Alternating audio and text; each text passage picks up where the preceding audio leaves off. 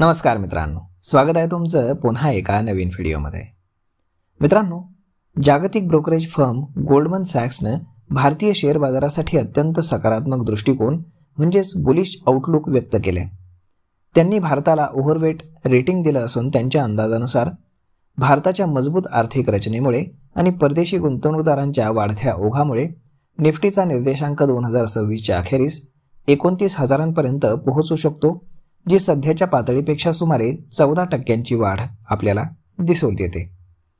Goldman सॅक्सने विविध market cap म्हणजेच small cap, mid cap आणि लार्ज कॅप मध्ये असलेल्या 14 कंपन्यांची यादी देखील जाहीर केली आहे, ज्या पुढच्या काळामध्ये चांगली कमाई करण्याची क्षमता ठेवतात।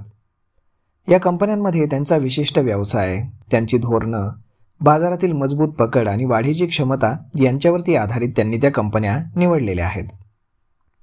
यामध्ये सर्वात पहिली कंपनी आहे ती म्हणजेच टायटन, त्यानंतर दुसरी कंपनी आहे गोदरेज कंझ्युमर प्रॉडक्ट, त्यानंतर न्यूबलँड लॅब्स, त्यानंतर Piramal Pharmaceuticals, Havells India, InterGlobe Aviation, PTC Industries, त्यानंतर Solar Industries, Make My Trip, त्यानंतर इटर्नल म्हणजेच Zomato, Reliance Industries, NTPC, Uno Minda आणि मारुती सुझुकी।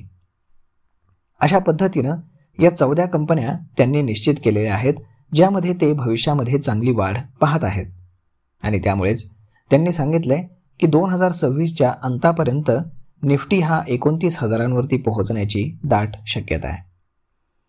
तर मग मित्रांनो, अशा पद्धतीनं गोल्डमन सॅक्सनं भारतावरती चांगला बुलिश व्ह्यू दिलेला आहे। यावरती आपलं मत काय हे तुम्ही आम्हाला कमेंट करून नक्कीच सांगा आणि जर हा व्हिडिओ तुम्हाला आवडला असेल तर आपल्या जवळच्या मित्रमंडळींसोबत देखील हा व्हिडिओ तुम्ही शेअर करायला विसरू नका। धन्यवाद।